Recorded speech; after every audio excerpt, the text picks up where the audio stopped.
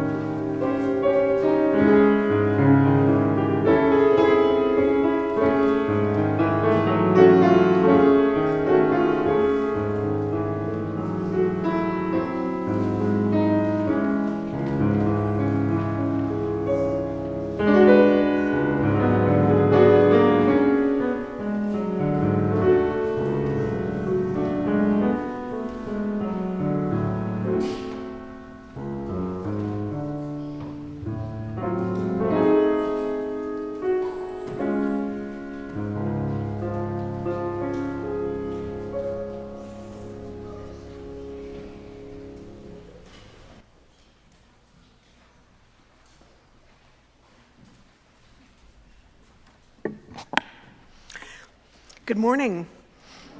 Welcome to the First Unitarian Society of Madison. This is a community where curious seekers gather to explore spiritual, ethical, and social issues in an accepting and nurturing environment. Unitarian Universalism calls us to work for love, equity, and justice, as together we seek to be a force for good in the world. My name is Vicki Jones, and on behalf of the congregation, I would like to extend a special welcome to visitors. We are a welcoming congregation, so whoever you are and wherever you are on your life's journey, we celebrate your presence among us. As we gather in this time and this place, let us remember that we are all visitors in this life. We come together to find meaning and hope with all the other visitors in this life. And let us join our hearts and minds together as we celebrate life together. Now is the perfect time to remind you to quiet your devices as I invite you to join me in a few moments of silence for contemplation, meditation, prayer, as we settle in and come fully into this time and place together.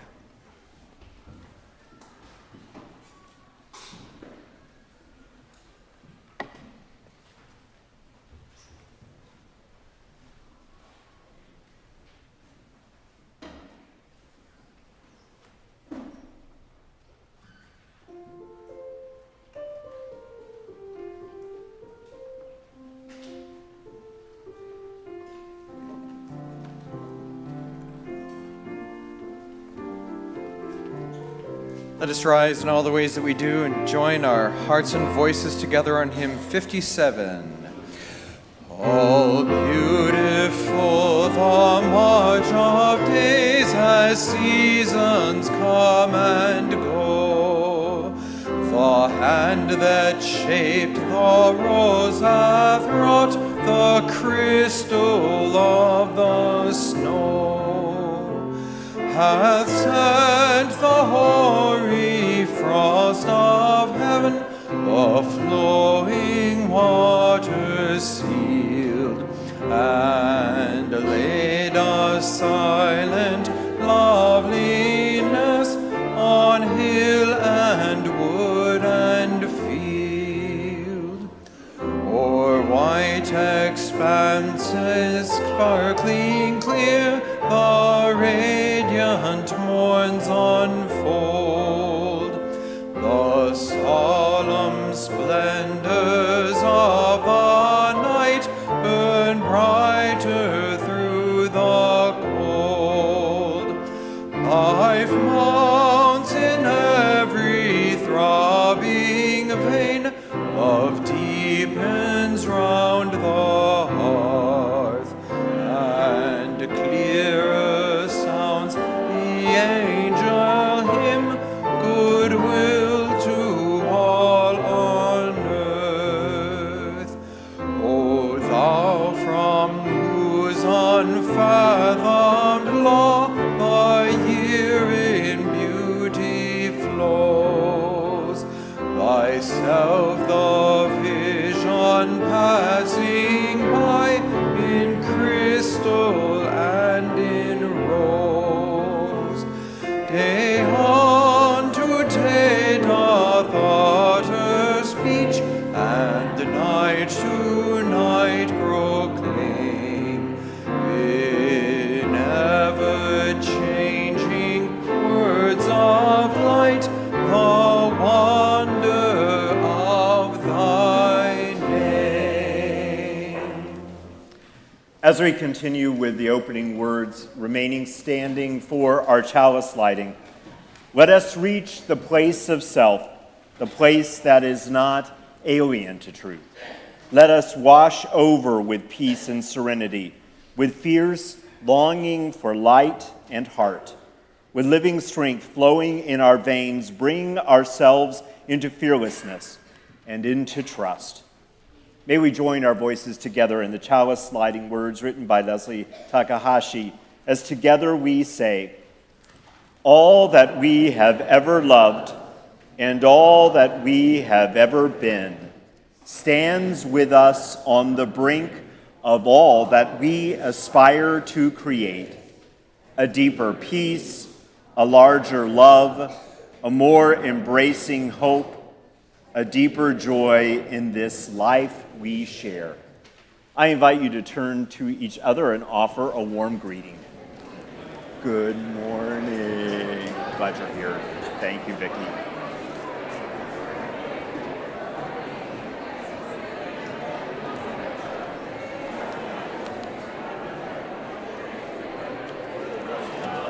Good morning.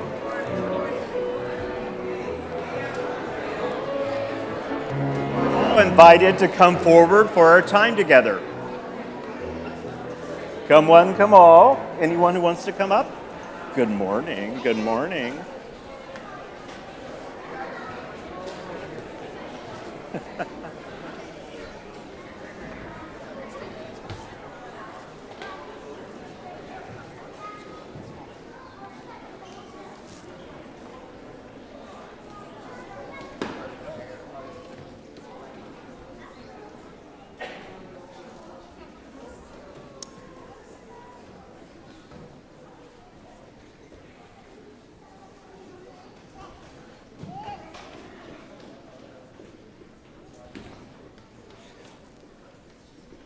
This morning, we are going to begin the second day of a new month, December. This month's theme is peace, and we are also honoring various holidays and holy days, and today thinking about the various ways that we can make them more meaningful. And one of the things that often happens on any day, but especially days with lots of plans, is that plans don't go exactly as we think they will. And so there are different ways that we can take that on. Here is a story of a Hanukkah celebration that did not go exactly as planned, but still, let's see what happens in the story, Hanukkah Bear.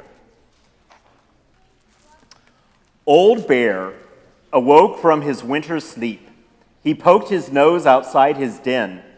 What was that? Something to eat. Old Bear's empty stomach rumbled. He shook himself all over, then lumbered out of his den to follow the delicious smell. Bubba Braina took the last potato latke from the pan and put it in the oven with the others. Bubba Braina was 97 years old and did not hear or see as well as she used to, but she still made the best potato latkes in the village. Every year at Hanukkah time, all of her friends came to her house on the edge of the forest. How they loved those latkes. Bubba Braina always made plenty, but tonight she made twice as many as usual. Tonight was special. Tonight the rabbi was coming. Bubba Braina hurried to get everything ready. Just then, she heard a thump on the door. She opened it.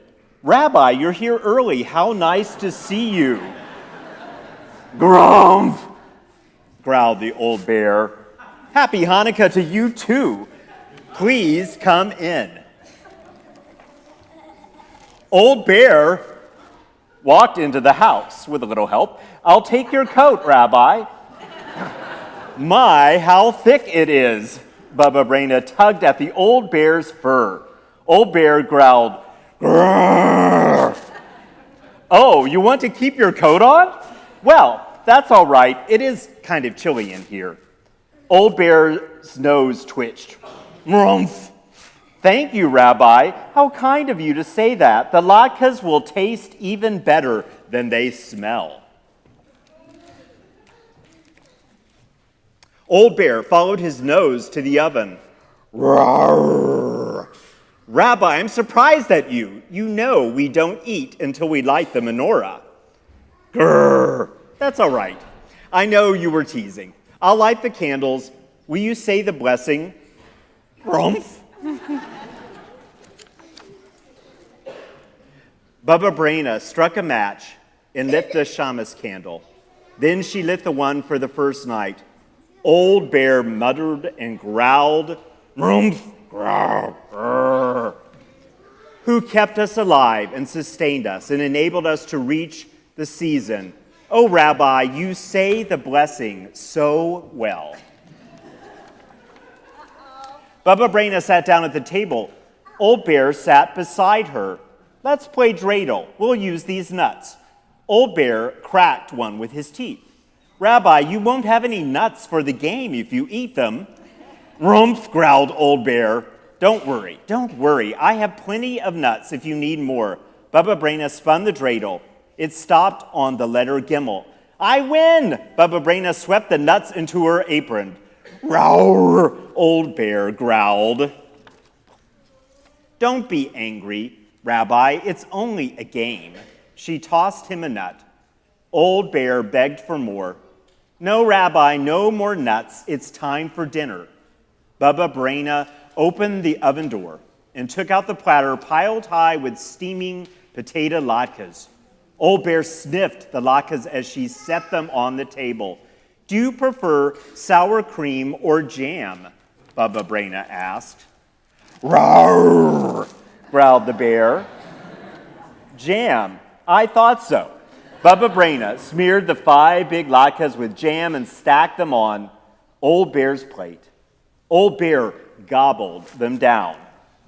Baba Braina laughed. You should use a fork. You have jam all over your beard. She wet a towel and wiped Old Bear's face. I must tell you, Rabbi, you eat like a bear. Grrr, said the bear. I'm hungry like a bear, so I eat like one. I can see that, Baba Braina said. Old Bear ate and ate until all the latkes were gone. He felt drowsy. His head flopped on Baba Braina's lap. Rabbi, you're sleepy. Who wouldn't be sleepy after such a meal? All the latkes are gone. It's almost time to go home. But before you leave, I have a Hanukkah present for you. Baba Braina took a red scarf from her knitting basket. She wrapped it around the old bear's neck. I made it myself, she said. Grrr! Old Bear licked Baba Braina's face. Baba Braina blushed. Oh, Rabbi, at my age? Old Bear shuffled to the door. Rumph, he growled as he walked off into the night. Good night to you too, Rabbi, happy Hanukkah. Baba Braina took to washing the dishes when she heard another knock. I wonder who that is, she said. Shalom, Baba Braina. All her friends stood at the door wishing her a happy Hanukkah. Shalom, everybody, Baba Braina said. How nice to see you. I'm sorry I don't have any more latkes. The rabbi came by and he ate them all. Baba Braina, don't you recognize me? I am the rabbi. The rabbi couldn't have eaten your latkes, everyone said. He's been with us at the synagogue. Baba Braina rubbed her forehead. Something strange is happening here. Rabbi, I think there is an imposter going around. He looks like you. He talks like you. He even has your beard. Just then, the children cried, Look at the floor. Bear tracks. A bear? And I thought it was the rabbi. Baba Braina had to sit down. She began to giggle. Oh dear, that was a very clever bear. Or a very foolish Baba Braina. Ah well, let the bear have a happy Hanukkah. I had a happy Hanukkah too, and so will you, dear friends. Bring some potatoes from the cellar. Fetch my grater and bowl. Everybody has to help. Rabbi, if we all work together, we'll soon have latkes for everyone. Deep in the forest, Old Bear slumbered in his den. His stomach was full of potato latkes. The warm woolen scarf was wrapped snugly around his neck. Pleasant dreams, Old Bear, and happy Hanukkah. So, it's time for you to go off to your classes, but I invite you, as you think about this month, to think about how the unexpected may be part of your celebration. We will rise and sing as you go off to your class, number 221.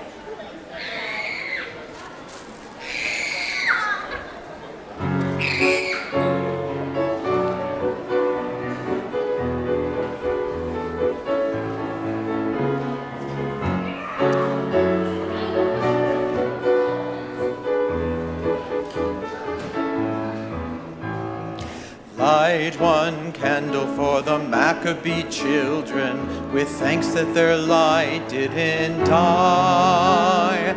Light one candle for the pain they endured when their right to exist was denied. Light one candle for the terrible sacrifice justice and freedom demand. But light one candle for the wisdom to know when the peacemaker's time is at hand. Don't let the light go out, it's lasted for so many years. Don't let the light go out, let it shine through our love and our tears. Light one candle for the strength that we need to never become our own foe. Light one candle for those who are suffering the pain we learned not long ago. Light one candle for all we believe in, that anger won't tear us apart. And light one candle to bring us together with peace as the song in our heart. Don't let the light go out, it's lasted for so many years.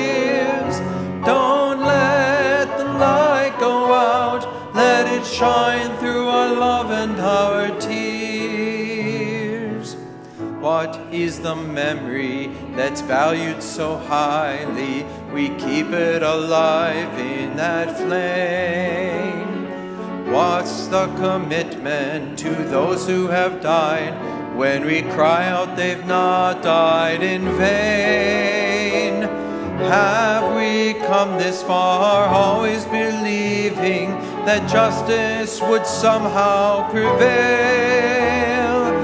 This is the burden and this is the promise, and this is why we will not fail. Don't let the light go out, it's lasted for so many years.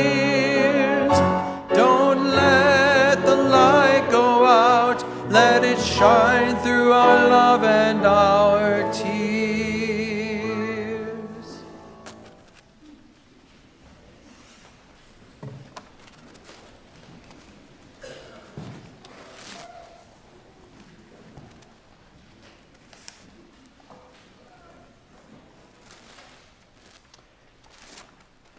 As we move into our time of reflection, a reading from the writing of UU minister Jane Malden, sort of a contrast to our time for all ages and mood, a reading called A Rose in the Snow.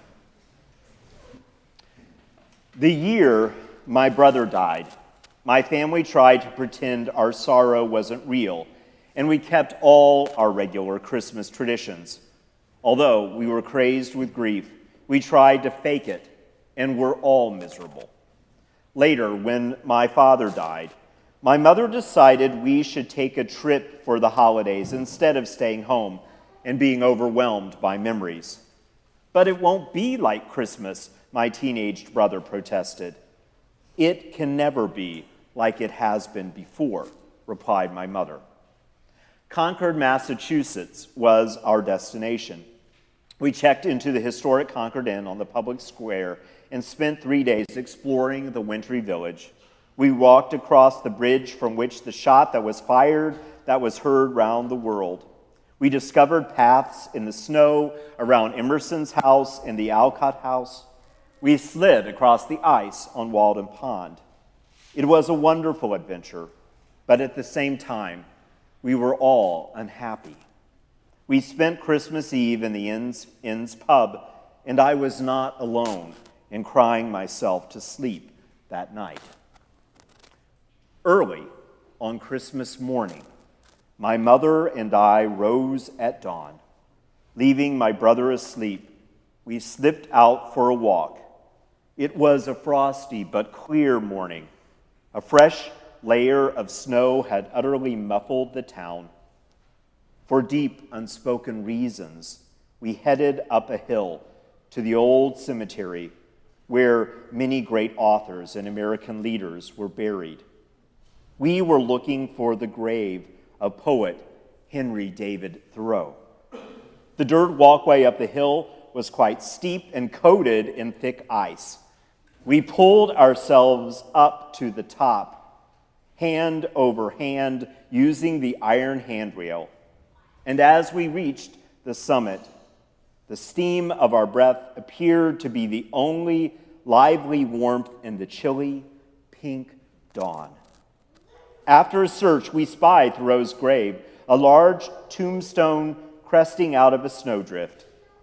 And there, to our astonishment and joy, lay a single red rose.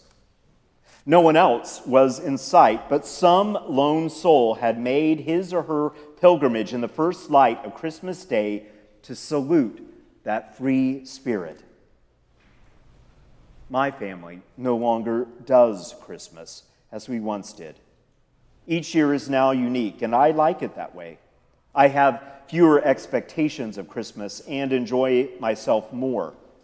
I live less in the past and try to appreciate my life here and now.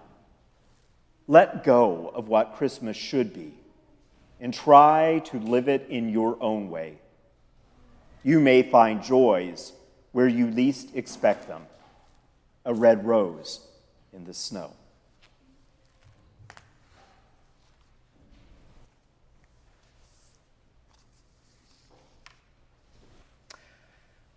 I imagine that in this space there are many thoughts about the coming month.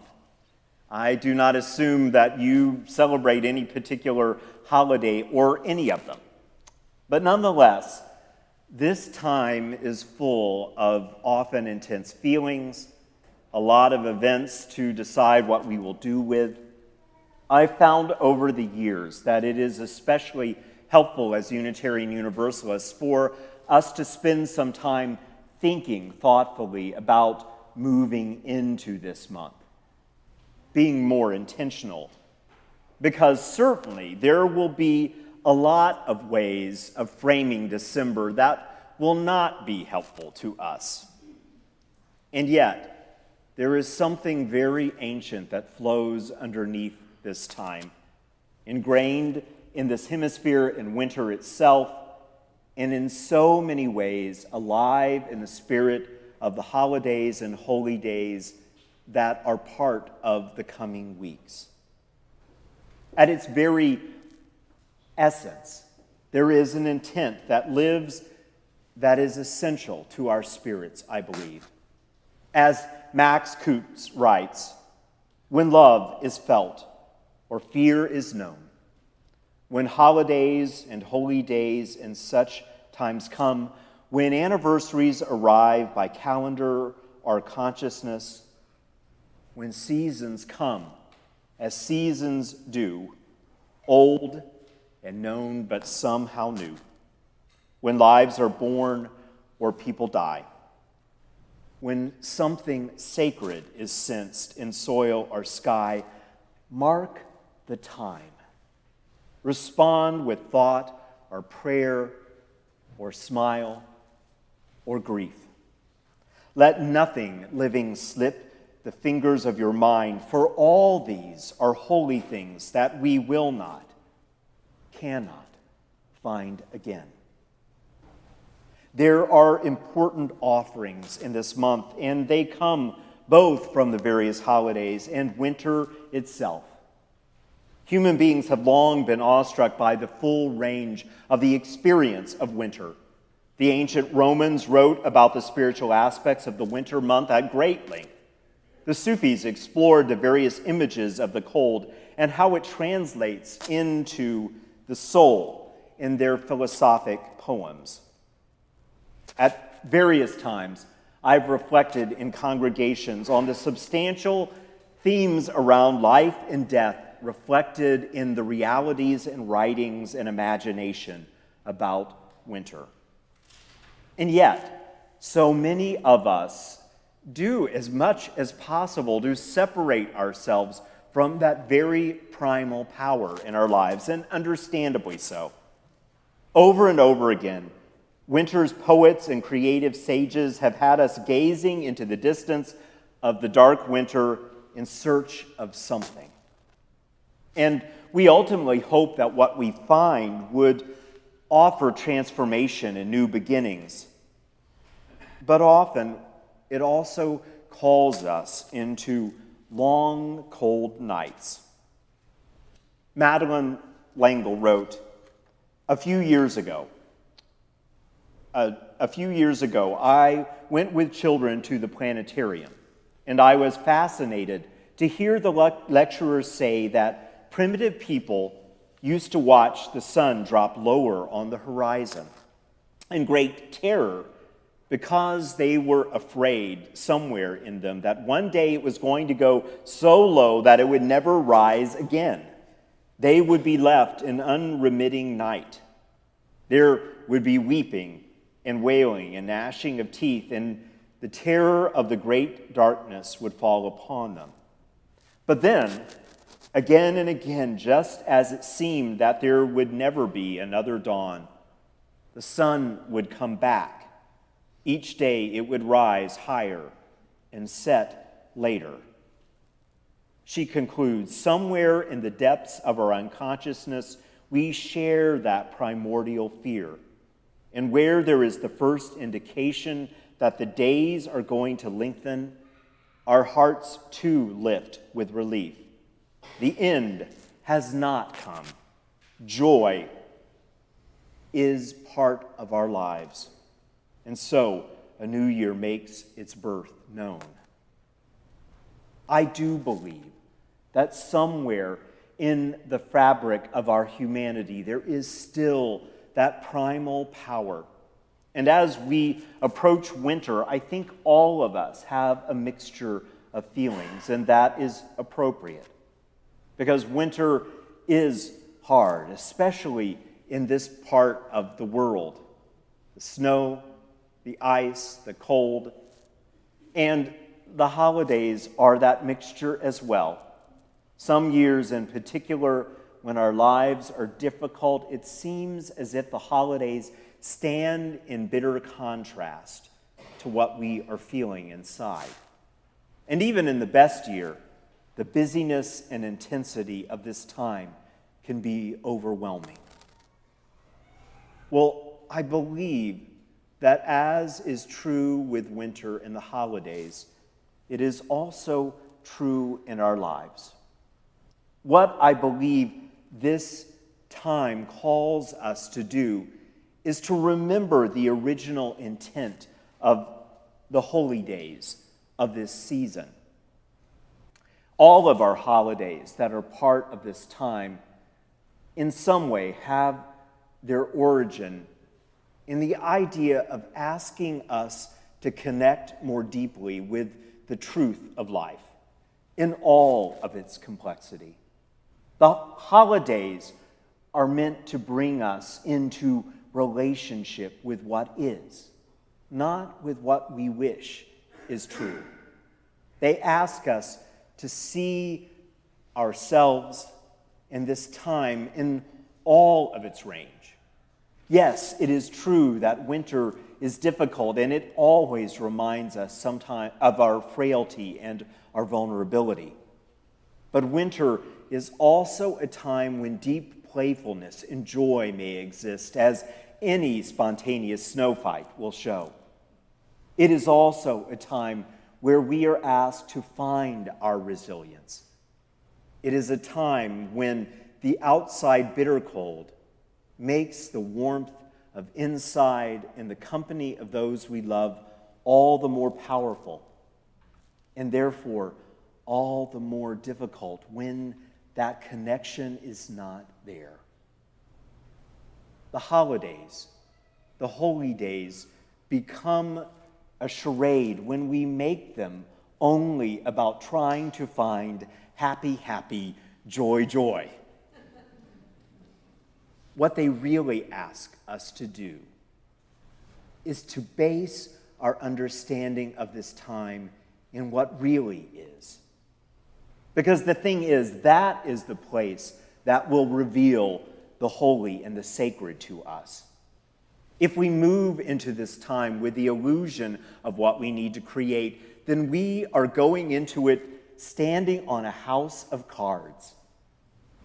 But if we begin with the truth of what we really feel, which may be joy, but probably is a great mixture of things, and for some of us may be absolute dread, only by being real and honest with ourselves as the first and starting place and the deepening touchstone of the coming weeks, can we really let ourselves see the power of this time?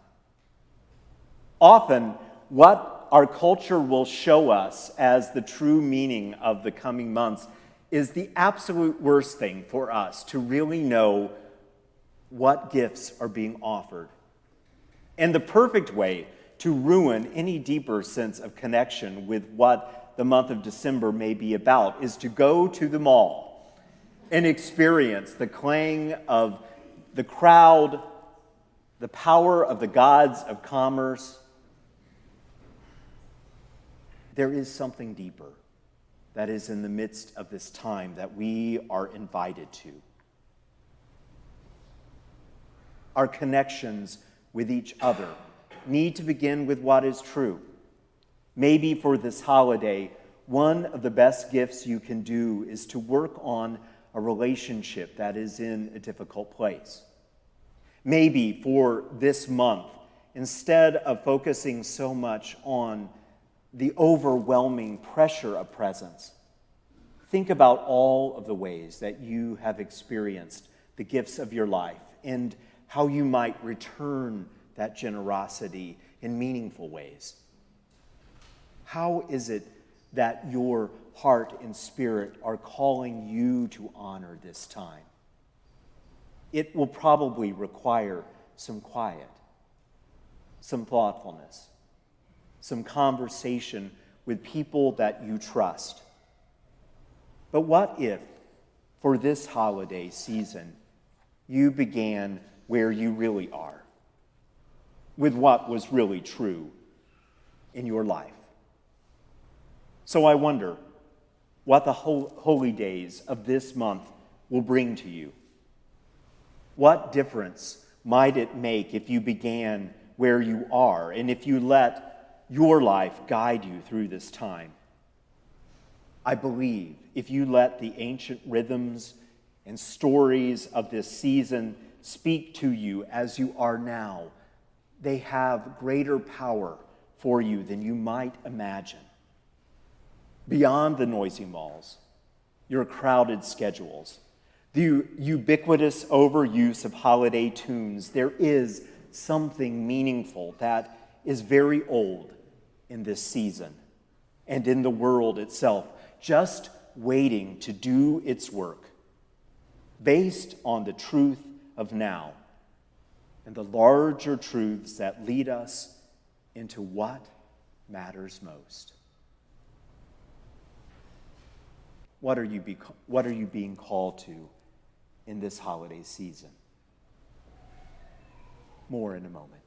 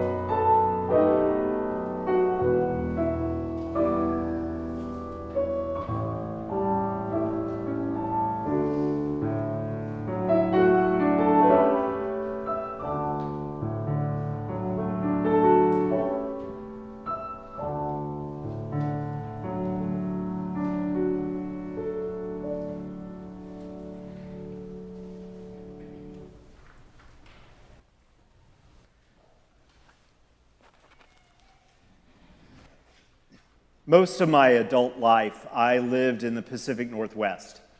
And a great deal of that time, I lived in Bellingham, Washington, serving the Unitarian Universalist congregation there. And one of the gifts of living where I did was that I was about 15 miles from the Canadian border.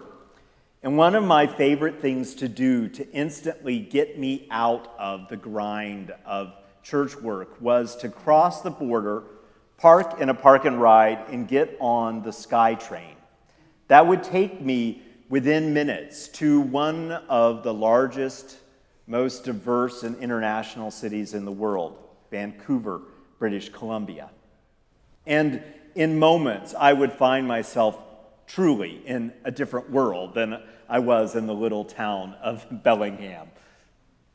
So one particular year, as I was making my way in late October on the SkyTrain, I had made a deal with myself. It was my day off, but I had a lot of work to do. So if I let myself go to Vancouver, I would do a little bit of reading on the SkyTrain. And so I had stashed in my pocket a small paperback collection of holiday stories. I was going to get a jump on choosing my Christmas Eve story. And so as I was thumbing through the book on the SkyTrain, it was Monday and not very crowded. There were maybe 2 other people in that car. And as I looked up, the man sitting right across from me was staring at me with the strangest look on his face. And he said to me, "I just have to ask, why are you reading a holiday book in October?" I thought about all sorts of possible excuses that I could make, but I just said, "I'm a minister, I'm doing homework for the holiday season." And he stood up and came and sat next to me, and I thought, oh God, I wish I hadn't said that. But he looked at me with the funniest, most soft expression on his face, and he said, "I know you can't use it, but I have a holiday story for you. Can I tell it to you?" Well, what can I say? But go for it. And so here's what he said.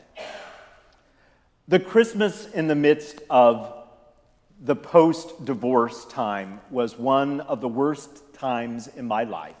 I really have very little memory of that holiday period. And so that next cycle of the holidays, as I moved into it and was now living alone in my bachelor apartment over Granville in downtown Vancouver, I wanted to do things differently. But I found myself on Christmas Eve day having done absolutely nothing to prepare myself for the holidays. I'd been in such a funk for those previous days. And so I made myself step out of my apartment and walk down the street in search of what I don't even actually know. But I found myself walking into the first store that I passed by, which was a hardware store, and noticed that there was an entire table of remainders for the holidays on special. And so, almost without thinking about it, I decided to grab one of the small trees that was a tabletop tree that actually had the lights embedded in the branches itself and take it home with me to try to make a little instant Christmas. The thing is, when I got it home and I put it on my dining room table and plugged it in, I realized that I had not actually gotten any ornaments for the tree. And I thought for a moment if I was even willing to go back out into the madness of the street. When I thought about my storage unit and how there had been entire boxes that my wife had packed for me to help me get out of the house more quickly as we were trying to separate our things. So I went downstairs and looked through that storage unit, and sure enough, in one of the boxes was a collection of my ornaments from before the marriage. I went upstairs with them and pulled off the top and realized that most of them came from my college years and my first years as a young adult and a bachelor, I began to pull out some of those ornaments. From the college years, pretty much all of them were crafts made from beer cans. I had a beer can Santa and a beer can Rudolph and an entire set of garland made from the tabs of beer cans that I wrapped very lovingly around my little tree. And then there was an entire bag of young adult ornaments that I realized basically I had gone to a garage sale, picked up this bag as it was, and taken it home. And it really was the Isle of Lost Toys bag of Christmas tree ornaments, the ugliest ornaments ever created. But I took them out one by one, including this strange little pecan that was supposed to look like Santa Claus and looked really creepy, but put it on my tree and I stepped back and looked at it. It wasn't lovely yet. And I found myself thinking about what else in my apartment might go on my tree that felt right. And in the back of my mind, I had been realizing that there was a box in my closet that I had chosen very carefully to bring with me. I went into my bedroom, opened my closet door, and found that box and went back to the tree and very quietly opened that box. Inside of it were the 5 ornaments that my wife had given me in the last 5 years of our marriage. As our relationship had moved into the waning years, we looked for all sorts of things to try to rekindle our joy together. And so for those years, we exchanged ornaments with each other and marked them with the year of that exchange. And so one by one, I took out those ornaments and placed them in various places on the tree. And with each year, I thought a little bit about something about that time. And at the end of it, I realized that there was one more ornament that was carefully wrapped in the very corner of that box. And so I took out that last ornament and I looked at it. It was the ornament that she had given me that last Christmas that we were together. That Christmas that in the midst of me going through chemotherapy, we began to realize that something had changed so deeply in our lives that we no longer worked as a couple. But that ornament that she had given me, as I looked at it, was such a sincere gift of love. We both knew that the coming months would be difficult for both of us. And so I unwrapped that ornament and took it to the tree, and at the very top, I put it on the tree. It was a small ornament shaped like a snow globe, and inside it was a little boy wrapped up for winter out in the snow, and it looked like he was throwing something in the air. And floating around in the top of the snow globe was a little gleaming star. And at the bottom of that ornament was one word, and the word was hope. As I stepped back and turned out the lights in my living room, it was the strangest thing. In that light of that tree, all of those ornaments, there was something so beautiful and real about them. As he sat next to me on the SkyTrain and he told me the story, he said, you know, in that moment, almost all of my entire adult life was somehow reflected on that small tree. All of it. All of the difficulty, all of the love, all of the hope was there. As I looked at that tree in that beautiful half light, only then was I ready for my holiday to begin? What is this time bringing for you? What is the gift that is waiting to be opened that is already inside of you? May this season help you find it and its power.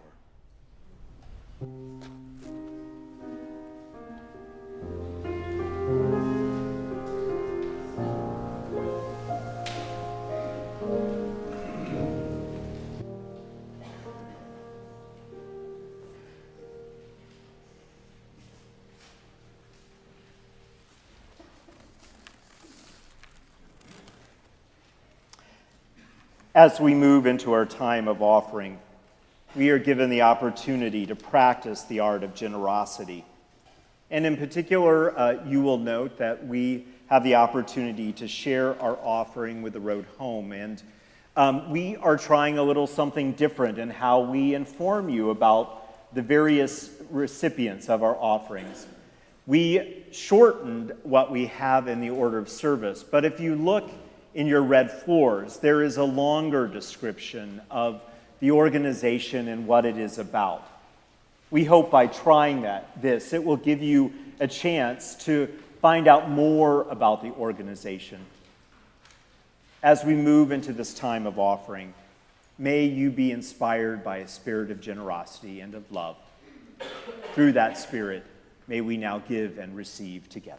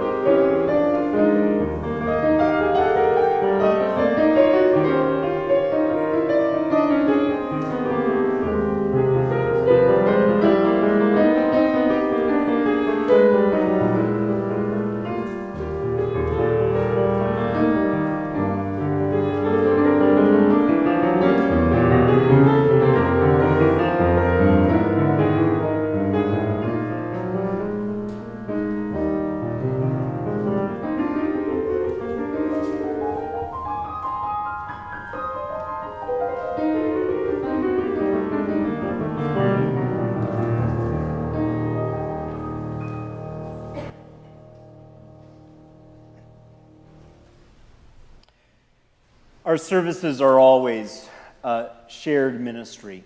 We would not be able to do what we do without many, many volunteers that offer their love and their time. And so we take a moment to offer our gratitude for that service. We are grateful for our sound operator, David Briles, and our worship associate, Vicki Jones. Our lay minister today is Ann Smiley, and we are grateful for her ministry.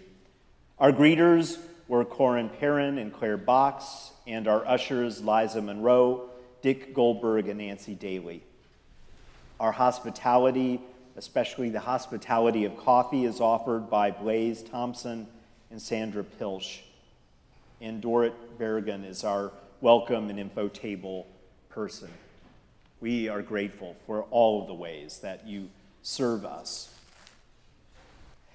There is the opportunity for us to offer service to each other and to the larger world that we want to make sure you know about. Please promote the ongoing work with the Unitarian Universalist Service Committee by picking up one of our guests at your table boxes before you leave, if you've not done so yet. Throughout the holiday season, it is one of the major ways that we support our outreach program in Unitarian Universalism, the Service Committee. And also, if you have not done so yet, take a moment to stop by the Giving Tree and talk about the various ways that you can make this season brighter for some of the families being served by the Road Home of Dane County and the Nehemiah Center for Urban Development. As we move into the cares of the congregation, may we take just a moment to make that a more meaningful time by allowing yourself to become fully present in this place, to let your breath call you into that presence here. And by the awareness of your breath and your intention to remember your deep connection with all that is. As you breathe in peace and breathe out love into this space, we are reminded that we are all deeply connected with each other, that we each bring with us to this place joys and sorrows, both spoken and unspoken. And it is by our common gathering and sense of purpose that we bring a circle of concern to all who need love and support. This week, in particular, we remember that we are grieving the loss of our adopted children's grandfather who died this week in Page, Arizona. His presence in our lives has been a gift. We hold in our hearts those in Anchorage, Alaska, who experienced an earthquake, a significant one this week, and the family of Phoebe Yancey, who asks for the prayers of hope as Phoebe has her second MRI tomorrow morning. We hope with her family for another clean scan as Phoebe progresses on her journey with brain cancer. And from our recent past, we offer a celebration. We found out on Friday that former intern minister Eric Severson passed the Ministerial Fellowship Committee on Friday afternoon. I know from my own experience that that is a major rite of passage. It is the last big hurdle before you receive fellowship, which is sort of the beginning of your accredited ministry time. Eric's journey has been a significant one. He was in my original congregation that I served in Mugwanago, Wisconsin, and so I am deeply honored that he has finally made it through his journey to be a Unitarian Universalist minister. In all of our joys and sorrows, some of which are too tender yet to share, may we hold them together, remembering that we are part of a larger connection that weaves us with each other. May we be grateful for all of the miracles and complexities of our life that we share, and the hope that gives us the power to care, to remember, to love. I invite us to join together in singing our closing hymn, which is found either in your order of service, it is not in your hymnal, or will be projected up behind you. Rising in all the ways that we do, let winter come.